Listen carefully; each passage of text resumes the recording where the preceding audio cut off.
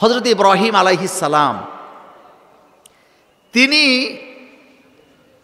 নিজের পরিচয় আগে তালাশ করলেন না রবকে আগে খোঁজাখুঁজি করলেন? রব। ফালাম্মা জান্না আলাইহিল লাইলু রাআ কাওকাবা, রাতের বেলা তিনি যখন সন্ধ্যা তারা দেখলেন, তিনি বলতেছে হাজা রব্বি, তারকাটাই আমার রব। কি সুন্দর আলো দেয়, জলমলে আলো দেয়। কিন্তু যখন এই তারকা অস্ত গেল, তিনি বললেন না যেটা পরিবর্তন হয় সেটাকে আমি পছন্দ করি না। ফালাম্মা রাআল কামার, এবার চাঁদ দেখলেন, বললেন হাজা রব্বি, এটাই আমার রব। তিনি তার রবকে বারবার তালাশ করতেছে। একবার বললেন তারকাকে রব, একবার বললেন চাঁদকে রব। চাঁদও যখন অস্ত গেল, তিনি বললেন না যেই জিনিস অস্ত যায় সেটা আমার রব হতে পারে না। আমার রব যদি আমারে হেদায়েত না দেয়, আমি হেদায়েত পাওয়ার সম্ভাবনা নেই। ফালাম্মা রাআশ শামসা বাযিগাতান ক্বালা হাযা রব্বি হাযা আকবার। এখন যখন সূর্য দেখলেন, তিনি বলেন এটাই আমার রব, এটা সবচেয়ে বড়, এটা রব না হইয়া পারে না। কিন্তু সূর্যও যখন অস্ত গেল, এখন তিনি ঘোষণা দিলেন ইন্নী ওয়াজ্জাহতু, পড়েন ইন্নী ওয়াজ্জাহতু ওয়াজহিয়া লিল্লাযী ফাতারাস সামাওয়াতি ওয়াল আরদা হানিফা ওয়া মা আনা মিনাল মুশরিকিন। ইন্নী ওয়াজ্জাহতু ওয়াজহিয়া লিল্লাযী, আমি আমার চেহারাকে ঘুরাইলাম কার দিকে? মুশরিকদের সাথে আমার কোনো সম্পর্ক।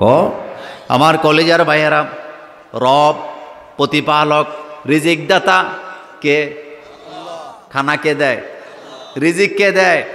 এবার একটা উদাহরণ দিই আপনাদেরকে। আপনাদের এলাকার প্রিন্সিপাল হুজুর, তিনি বড় মসজিদের খতিব, কথার কথা বলি। উনি ছাত্র জীবনে দাওরা পাশ করছে, কামেল পাশ করছে। ছাত্র জীবনে অন্য কোনো চাকরি বাকরিও করে নাই। 30 বছর যাবৎ লেখাপড়া করছে। কয় বছর? 30 বছর পর আপনাদের এলাকার একটা কেন্দ্রীয় মসজিদের খতিবের দায়িত্ব পালন করে। প্রতি জুমাতে উনি নামাজ পড়ায়, খুতবা দেয়। এলাকার মুসল্লিরা তাকে মুরগির রান খাওয়ায়, হাঁসের ডিম খাওয়ায়, দেশি মাছ খাওয়ায়, কই মাছ খাওয়ায়। কিন্তু তিনি যখন মিম্বরে বসে বাতিলের বিরুদ্ধে, জাহেলের বিরুদ্ধে, জালেমের বিরুদ্ধে কোনো কথা বলে না, অন্যায়ের কোনো প্রতিবাদ করে না। মনোযোগ আছে আপনাদের? এখন এলাকার একজন উদীয়মান যুবক, যার রক্ত টকবগে গরম, ইমানও নতুন, যুবক হিসাবেও যৌবনও নতুন, তার ইমানের মধ্যে একটা আলাদা কি আছে? চাঙ্গা চাঙ্গা ভাব আছে। যুবক কানে কানে যায় বলতেছে, হুজুর এলাকায় তো তাস চলে, জুয়া চলে, নেশা চলে, মসজিদের কমিটির লোকেরা তো সুদের ব্যবসা করে, অনেকে ঘুষও খায়, রাষ্ট্রের মধ্যে সরকার তো জনগণের উপরে জুলুম করে। এগুলার বিরুদ্ধে তো কথা বলার দরকার, এটা তো আপনার দায়িত্ব, এগুলার বিরুদ্ধে কথা বলা তো আপনার উচিত। এখন খতিব সাহেব মনে মনে চিন্তা করতেছে, যদি আমি এই ব্যাপারে কথা বলি, রাষ্ট্রের ব্যাপারে কথা বলে জেলে যাওয়া লাগবে, আর সুদখোর ঘুষখোরের বিরুদ্ধে কথা বললে মসজিদ কমিটি নারাজ হইলে আমার খতিবগিরিটা চলে গেলে আমার ছেলে মেয়ে খাবে কি, আমি খাবো কি? এই চিন্তা যদি খতিব সাহেবের মাথার ভিতরে ঢুকে, তাহলে খতিব সাহেবের ইমান কি মজবুত না দুর্বল? মজবুত না দুর্বল?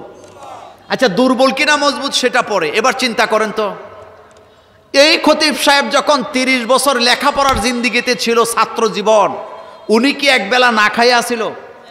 আসতে কইছেন, উনি কি একবেলা না খাইয়া ছিল? ওনারা খাওয়াইছিল কে? আচ্ছা, 30 বছরের আগে উনি যখন, ওনার বয়স যখন 1 থেকে আড়াই বছর, 1 মাস থেকে 2.5 বছর, তখন কি উনি একবেলা না খাইয়া ছিল?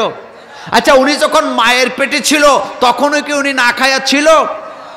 এখন আমার কথা হলো, যিনি রব, আপনাকে যদি সে আল্লাহ রব্বুল আলামিন মায়ের পেটে খাওয়াতে পারে, সে আল্লাহ যদি আপনাকে 2.5 বছর বয়স পর্যন্ত খাওয়ানোর দায়িত্ব নিতে পারে, 30 বছর পর্যন্ত লেখাপড়া করে কামেল পাস করলেন, অনার্স করলেন, মাস্টার্স করলেন, দাওরায়ে হাদিস পাস করলেন, ইফতা পরে আসলেন, সে আল্লাহ যদি সারা জীবন 30 বছর যাবৎ ছাত্র জীবনে খাওয়াইতে পারে, এখন আপনি বড় আলেম হইয়া মসজিদের খতিব হইয়া বাতিলের বিরুদ্ধে কথা বলতে পারেন না, অন্যায়ের বিরুদ্ধে প্রতিবাদ করতে পারেন না, এই বয়ে মসজিদের চাকরি গেলে খাবেন কি? তাইলে বোঝা গেল এই লেখাপড়া আপনার রবের সাথে আপনাকে পরিচিত করাতে পারেন নাই, আপনি রবকে চিনতে ব্যর্থ হয়েছেন। যাদের ঈমান মজবুত তারা কখনো চাকরির পরোয়া করে না, জেলের পরোয়া করে না। ফাঁসির মঞ্চ সাজিয়ে যদি বলা হয় 10 মিনিট পরে ফাঁসি হবে, হাসতে হাসতে ফাঁসির মঞ্চে চলে যায়। আর যাদের ঈমান দুর্বল, দাড়ি কামায়া বাংলাদেশ থেকে ভাগতে চায়। দুইটার ঈমান কি একরকম?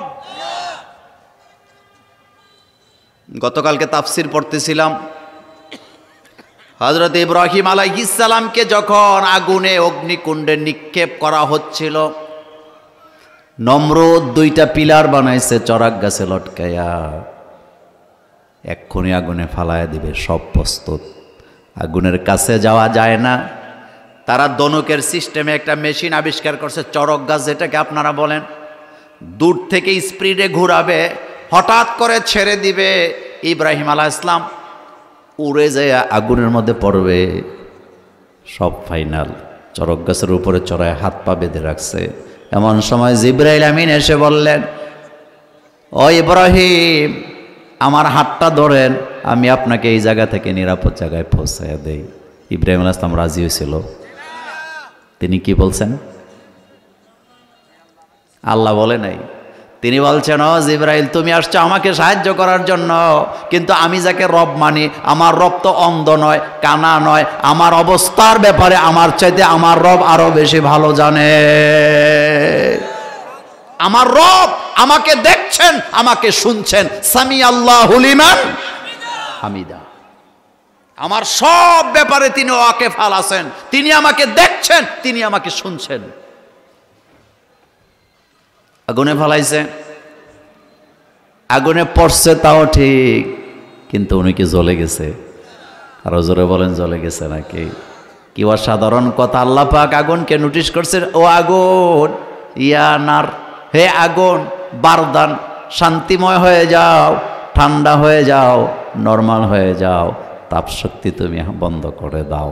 1 দিন 2 দিন নয়, আগুনে পড়া অবস্থায় 40 দিন গত হয়ে গেছে। ইব্রাহিম আলাইহিস সালামের ক্ষুধাও লাগে নাই, তিনি জানেন না কোন জায়গায় আছে, এমন ঘুম দিছে, আগুন 40 দিন দাউ দাউ করে জ্বলতেছে। নমরুদের বাহিনী প্রচার করে দিয়েছে ইব্রাহিমকে বৎসপুত করা হয়েছে, কিন্তু তারা তো জানে না আগুনকে জান্নাতের বাগান বানাবার ক্ষমতা কার। রব তিনি কে? তিনি রব, তিনি প্রতিপালন করেন, তিনি বান্দার সকল চাহিদা পূরণ করেন।